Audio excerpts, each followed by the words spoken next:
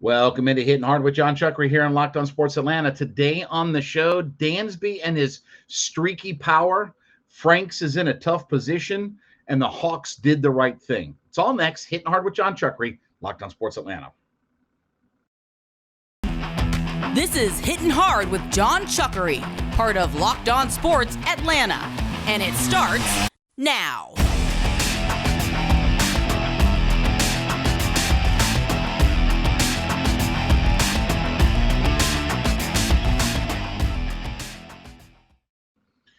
We welcome you into a Wednesday hump day edition of Hittin Hard with Jon Chuckery here on Locked On Sports Atlanta. Head to youtube.com, put Locked On Sports Atlanta into your search browser. When you get there, hit that subscribe button, leave us a comment.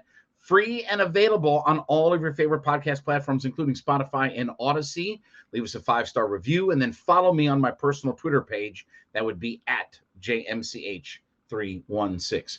So as the Braves have been beating up on the god-awful pond scum, flea bag, low life, dirt bag, muck and guck in your gutter Pittsburgh Pirates, one guy who's had a very interesting season in a lot of different ways is the soon-to-be free agent Dansby Swanson at shortstop, right? And I was looking at some numbers the other day about Dansby, and when you look at Dansby's numbers overall from a 35,000-foot view, right? He actually has had a very good season, and I do think that he's going to end up winning the Gold Glove this year. But 16 homers, 69 RBI, 80 runs that he scored, 16 steals to go along with it. Now, most likely, we expect Dansby is going to be a 2020 player for the Atlanta Braves, right? But, boy, that 16 homers that he's hit, which is not a bad number. That's what? I think it's tied for third on the team right now, or sorry, tied for fourth on the Atlanta Braves team. But how he's gotten here is very interesting. So I was looking at some numbers.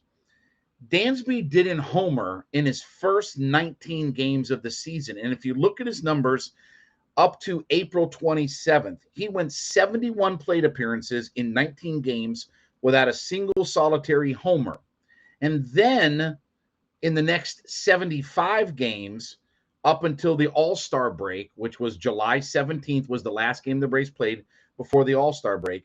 In 323 plate appearances, he had 15 homers.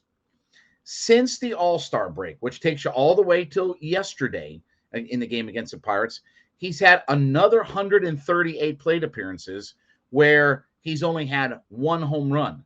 So in 323 plate appearances in a consecutive streak, he had 15 homers. He also has another 209 plate appearances at the very beginning and here so far at what's the up-to-date part of the season where he's hit a grand total of one homer. Now, look, everybody knows that when I speak on the Braves, I have a direct pipeline into the dugout. They listen to me on an app. They listen to my show, right? We get them down. We told you about Olsen. He responded, right? We've talked about Ronnie. He responded, right? Here's what I'm asking for Dansby, because he's had an outstanding season, and he's going to be a very, very, very rich man in this offseason. I need him to get his power stroke back. And look, he's done a lot of good things. He's still hitting, with a really good average this year. Dansby's at 290. His on base for him is pretty good at 344. I'll take all of that. But boy, the home run streak for a guy who last year hit 27 homers, and he profiles as a guy who could be a consistent 20-25 homer. And I expect he's going to certainly be over 20-some homers this year, right? He's already at 16, and we've got 40 games left to play for the Atlanta Braves. It's when you dive in the numbers, it's how we got here and where we're at with all this. Didn't do anything at the beginning of the year. His power has decreased since the All-Star break, but a really good stretch through the middle. Now, we'll talk more about this here in just a second, but first, we'll talk about my friends over at BetOnline, betonline.net. Listen, it is the best and easiest way to get all of your sports wagering information, place your bets. Baseball season is rocking and rolling, man. Divisional races, things are cranking up and heating up. Games are tight. You want to put some ducats on that. NFL football is here, about to wrap up the preseason. College foosball starts this weekend We got week 0 already, games coming up, and then all the big games happening over Labor Day weekend, right? Football season is in full throw. Golf. Oh, yeah, the Tour Championships here in town this week. Yeah, we got boxing. We got MMA. All of your esports and betting information is right there at betonline.net. Your best source for all of your wagering information, esports, betting, scores, podcast information, all of it is right there. Use that mobile device, right? Super easy. Go to betonline.net, get all the information you need, wager smart, be informed about what you're putting your money down on. Betonline.net is your number one source for your betting needs. So again, listen, when we speak, I'm trying to get it into existence, right? I'd like to see Dansby get that home run stroke back because, brother, he's got a lot of guys that are going to be on base around him, right? And I give him credit. He's hitting doubles and he's driving in some runs. But think about if he gets that home run stroke back and you've got Michael Harris and Vaughn Grissom and Ronnie and all these guys that keep getting on with all this speed out there in front of him. Dansby could push toward 100 RBI. There's no reason why he can't push toward 100. He needs 31 RBI to get to 100 for this year. And if you think about how many two-hole hitters in Major League Baseball, because that's basically where he's hit for most all the season, how many two-hole hitters are 100 RBI guys? If he can get that power stroke increased a little bit, and that's the thing about Dansby, right? We know that he's always very streaky. It can be up, it can be down, and this, that, and the other. He may not be the perfect profile for a two-hole hitter. The only thing I think missing from Dansby's game is you'd like to see him walk a little bit more, right? If he can walk a little bit more and get above that 350 on-base percentage, then he becomes, an ideal top-of-the-order hitter because he's got the speed, he's got power, he's got gap power, he's got the ability to drive in runs, right? He can do a lot of different things with the bat. But, boy, his home run numbers get very, very streaky at times. Nothing in the first 71. He's only got 1 in 138. And then he goes 1 homer about every 21 plate appearances, where he hits 15 in 323, which comes out to about 21 and a half plate appearances. So if Dansby can find that home run stroke back, right? And, look, this team is built around home runs, strikeout, right? That's how they profile, out there. But there's no reason why Dansby can't put up that 100 RBI number hitting at the top of the order. And you think about the way that this lineup rolls and is constructed with the guys at the bottom and the guys at the top. Again, I think it's the deepest lineup in all of Major League Baseball. I think that there is so many different things that they can do at different points in their order up there. And look, the Braves are now 2 games back of the Mets, right? You keep beating up on the dirt bag, flea bag, pond scum, bottom of the barrel sludge, and you take that scraper and you got to scrap it all up off there, right? And clean out all the muck and gunk that's anything in there, right? But if Dansby can find that home run stroke, think about how dangerous even this lineup can, even more dangerous that this lineup can be. All right, when we come back, Feleipe Franks is in a tough spot. I'll explain all of that next. It's Hittin' Hard with Jon Chuckery. Back on Hittin' Hard with Jon Chuckery here on Locked On Sports Atlanta. Head to youtube.com, put Locked On Sports Atlanta into your search browser. When you get there, hit that subscribe button. Leave us a comment as well. I always read through all the comments that you leave, good, bad, or otherwise, and I'll wait for your apologies on some things. But anyway, also free and available on all of your favorite podcast platforms, which include Spotify, Odyssey. Download us for free. Leave us a 5-star review, and then follow me on my personal Twitter page at JMCH316. Was I surprised by any of the Falcons' cuts yesterday? Not entirely. I hated to see Auden Tate get cut. I really had high hopes for Auden Tate that he could come in and be a part of this offense, and this was a golden opportunity for him to try to get his NFL career back on track, but didn't quite work out, so not really surprised by any of the cuts.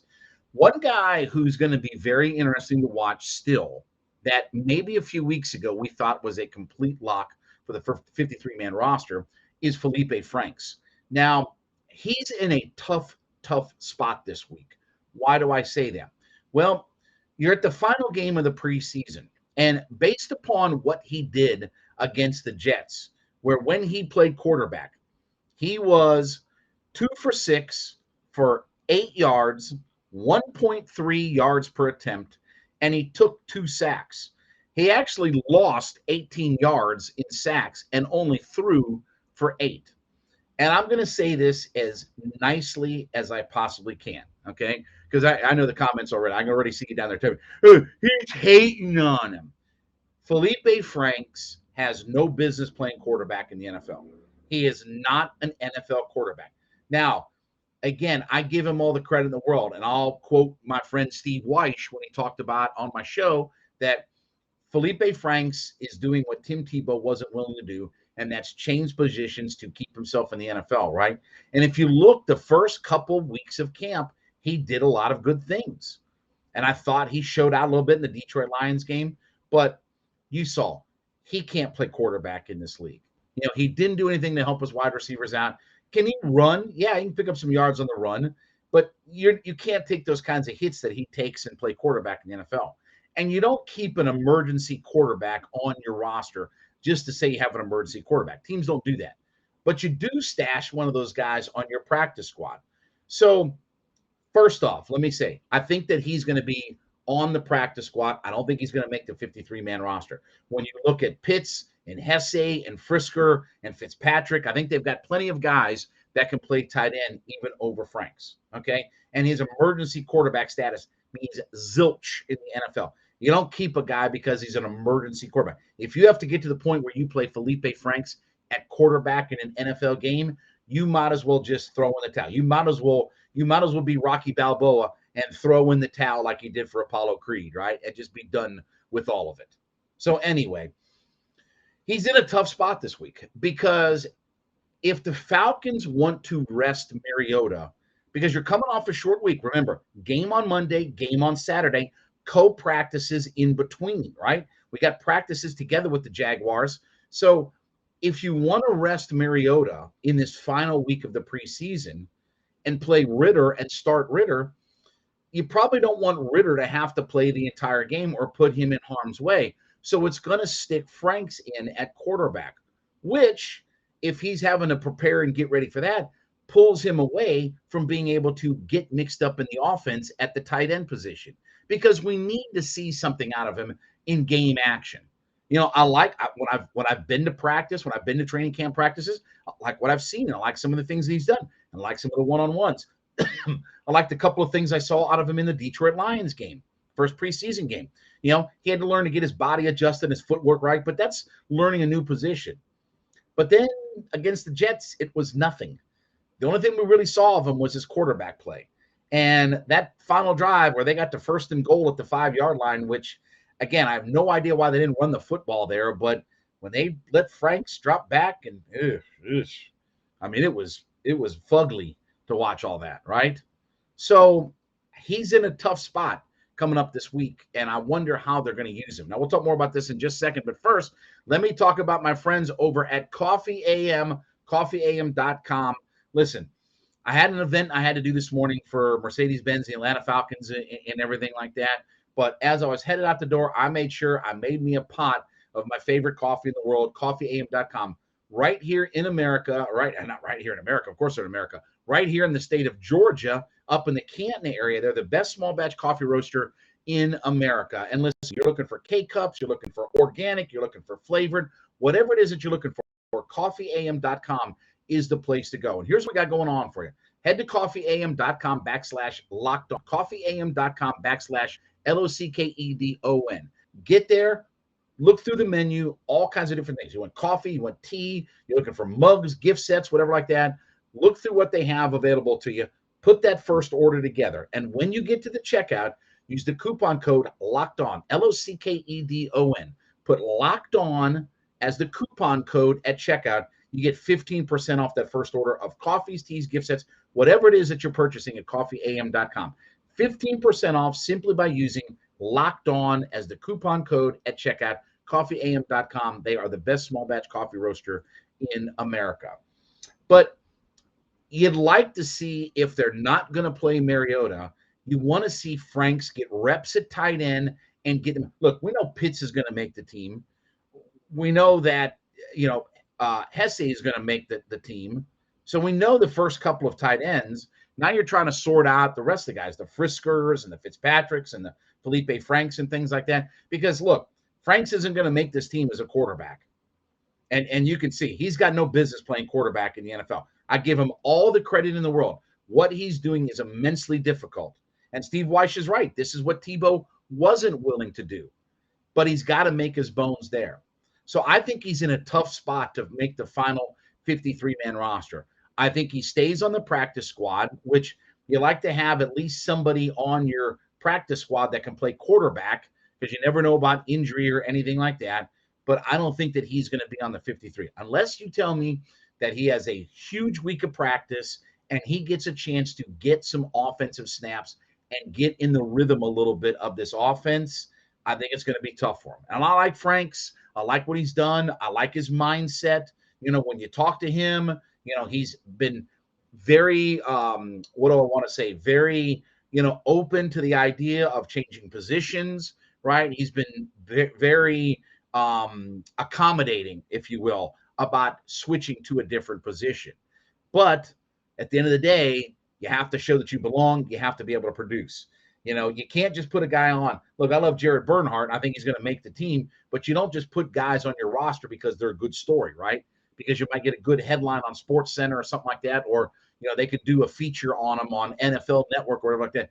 You have to make sure your 53-man roster, that every spot on that is ready to play. It's the old Bill Parcells philosophy. I'll upgrade the very bottom of my roster if it means I get better, even if those guys never see the field. If I can get my roster better at the bottom, I'll do that. So Franks has a big week ahead of him. And I don't think it's a matter of the Falcons are going to move on or walk away from him or things like that. But if he's going to play quarterback on Saturday in that game, which I think there's a definite possibility that he is, because I don't expect to see Mariota, and I don't think they want to push Desmond Ridder through the whole game, Franks needs a few snaps on offense. And, again, playing quarterback and tucking and running it and all that kind of stuff, that's no life to live in the NFL. So we'll see what happens on Saturday, but Franks is in a tough spot right now as far as how the 53-man roster is going to be constructed. Okay, when we get back, the Hawks did the right thing. I'll talk about that next. Hitting Hard with Jon Chuckery. Welcome back into Hitting Hard with Jon Chuckery here on Locked On Sports Atlanta. Head to youtube.com, put Locked On Sports Atlanta in your search browser. Hit that subscribe button when you get there. Leave us a comment as well. Also, we are free and available on all of your favorite podcast platforms. So whatever ones you like, Spotify, Odyssey, you can find us there. Give us a 5-star review. Follow me on my personal Twitter page at JMCH316. So as we got word this week about Kevin Durant, I guess literally yesterday, the news broke. Oh, Kevin Durant's all happy. He's going to stay with the Nets, and we're out of the trade sweepstakes and blah, blah, blah, blah, blah, blah, blah. Great. It's all kumbaya now with the Brooklyn Nets and Kevin Durant. But we also got a report this week that the Atlanta Hawks did make an offer, and this comes from Sham Charania and multiple sources, that the Hawks did make an offer for Kevin Durant, that they offered up John Collins, DeAndre Hunter, and a first-round draft pick compensation to get Durant services. Now, would that have been enough to get Durant? Of course not. No, you'd have had to sweeten the pot and things like that. But here's the thing, and I know some fans aren't going to like to hear this, but the Hawks did the right thing. The Hawks needed to at least put some type of offer on the table. Do I think that the Nets were ever going to take a compensation of, with all due respect, John Collins, DeAndre Hunter, and a first-round pick? No. You'd have had to sweeten it up. Another first-round pick, another player, something like that, right? But at least the Hawks made an offer, and they made a run at it. And they wanted to see if the Nets would be desperate enough to really move on from Durant. If I'm a Hawks fan, I'm very happy about the fact that my team made an offer to make a run at and go at Kevin Durant. Yeah, I would have loved to have had Durant. Who wouldn't love to have the best offensive player in the NBA on my squad and my roster? And yeah, it would have cost you, at least 2 starters, maybe a third starter. I don't know, but certainly it would have cost you something to get a guy like that. But you have to make that offer. You have to, if you're going to tell me that we're going to be a franchise that is on the move upward, you have to get in the mix. When Kevin Durant becomes available, and I'm super glad that we got a published report of an offer. I don't want to hear back channel secret codes, Morse code, indecipherable, messages, things on a wave or whatever. We got an offer that was, they offered this. Okay, that's good. That's good. That tells me that my franchise is in the business of acquiring talent and trying to get to the next level. Again, I understand there was no way that the Nets were going to take that offer. Not when some teams are, not when the Celtics are offering Jaylen Brown and this and that, right? I get that. I understand that the Hawks, again, were probably not realistically in the mix. But I also don't think that they gave the Nets an offer that insulted their intelligence. You have a good young player in John Collins. You have a good young talent in DeAndre Hunter. And you give up, at least a first-round draft pick. Maybe, you sweeten it up with another pick or two or whatever like that. It wasn't an offer that feels like it was a complete slap in the face to the Brooklyn Nets. I'm sure the Nets have had worse offers than that, where somebody probably offered 3 or 4 draft picks or whatever like that for the best offensive player in the NBA. But I like the fact that my franchise, the team that I root for, was in this mix, and they made an offer. And if you're a Hawks fan, that should give you some hope. I understand, we've talked before, it's been talked about over the years. Free agents in the NBA don't want to come to Atlanta and this, that, and the other, right? And I understand that for various reasons, right? I mean, we've heard the reasons why, side piece, all that kind of stuff about why guys don't want to come here to Atlanta, right? But I need my franchise to be in the mix. When players are becoming available, free agency, via trade, or whatever like that, I need my franchise to be in the mix. And as a Hawks fan, you should be happy that here was a concrete offer that the Atlanta Hawks made to the New Jersey Nets. And I've said this before. I don't think there's anything wrong with trade offers or free agent offers getting out in the public. I think that only invigorates your fan base. I said this several years ago. Remember when Drew Brees was in a free agent year and the Jaguars were coming off of their AFC Championship game appearance against the Patriots, and Blake Bortles couldn't make a single solitary play in the game? If Blake Bortles had made one play against the Patriots, they would have been in the Super Bowl. And who knows how their fate would have changed. They were the best young roster in the entirety of the NFL. Maybe if they get a Super Bowl appearance, win a Super Bowl appearance, the whole direction of the franchise absolutely could have changed out there. But Blake Bortles couldn't make a play. They were a quarterback making a play away from being in the Super Bowl.